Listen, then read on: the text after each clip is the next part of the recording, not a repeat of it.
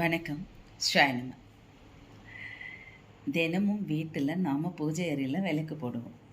விளக்கு போடும் பொழுது ஒரு குறிப்பிட்ட மந்திரங்கள் நாம் சொல்லிட்டு வருவோம். சர்வமங்கல மாங்கல்யே சிவே சர்வார்த்த சாதிகி சரண்ய திரியம்பகி தேவி நாராயணி நமஸ்துதி சொல்லுவோம். வீட்டுக்கு வரக்கூடிய பெண்களுக்கு குங்குமம் கொடுப்போம். சுமங்கலிகளுக்கு தேவையான பொருட்களை நாம் கொடுத்து வழி அனுப்புவோம். அவங்ககிட்டையும் நம்ம ஆசீர்வாதம் வாங்குவோம். இது எல்லாமே நமக்கு ஒரு நன்மையை கொடுக்கக்கூடிய விஷயம். அம்பாலே ஏதோ ஒரு ரூபத்தில் யாரோ ஒருவர் மூலமாக நம்ம வீட்டுக்கு வருவாங்கங்கிறது ஒரு ஐதீகம். திருவிளக்கு பூஜை நாம் கலந்துக்க முடியல அப்படின்னு நினச்சி வருத்தப்படுறவங்க எத்தனையோ பேர் இருப்பாங்க. அப்போது நீங்கள் உங்கள் வீட்டில் காமாட்சி தாயாருடைய விளக்கு இருக்குது, இல்லை அகல் விளக்கு இருந்தாலும் பரவாயில்லை, ஒரு சின்ன காப்பர் தட்டு எடுத்துக்கோங்க. அதில் அரிசி அக்ஷதை கலந்து வச்சுக்கோங்க. அதுக்கு மேலே ஓம் எழுதிட்டு இல்லைன்னா ஸ்வஸ்திக் எழுதிட்டு அதுக்கு மேலே அகல் விளக்கு வச்சுட்டு நெய் 2 ஸ்பூன் ஊற்றி 2 திரி போட்டுட்டு அந்த திரிக்கு மஞ்சள் சுற்றிலையுமே 5 இடத்துல மஞ்சள் குங்குமம் வச்சுருங்க.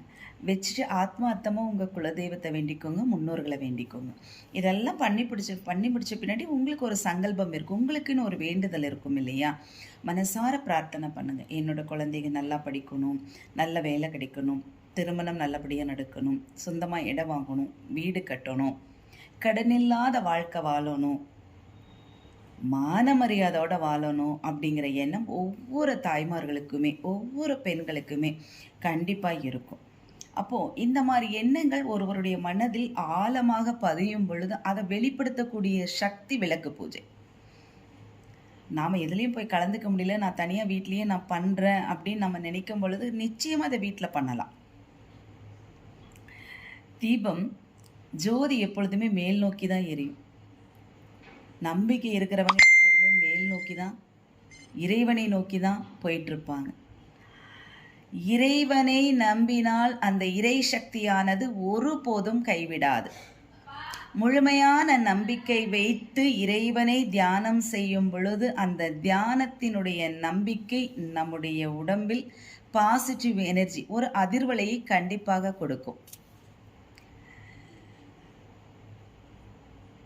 தீபத்துக்கு முன்னாடி அகல் விளக்குக்கு முன்னாடி உட்காந்து நீங்கள் ஜோதி ஏற்றின பின்னாடி தீப ஜோதி ஆனவளே நமஸ்காரம், திருவாகி வந்தவளே நமஸ்காரம், ஆபத் பாந்தவியே நமஸ்காரம், அனுதினமும் காத்திடுவாய் நமஸ்காரம் நமஸ்காரம் நமஸ்காரம் அப்படின்னு சொல்லி ஆத்மார்த்தமாக நீங்கள் மனசுக்குள்ளே வேண்டிக்கிட்டு சரணாகதி அடைஞ்சிருங்க அம்பாள்கிட்ட.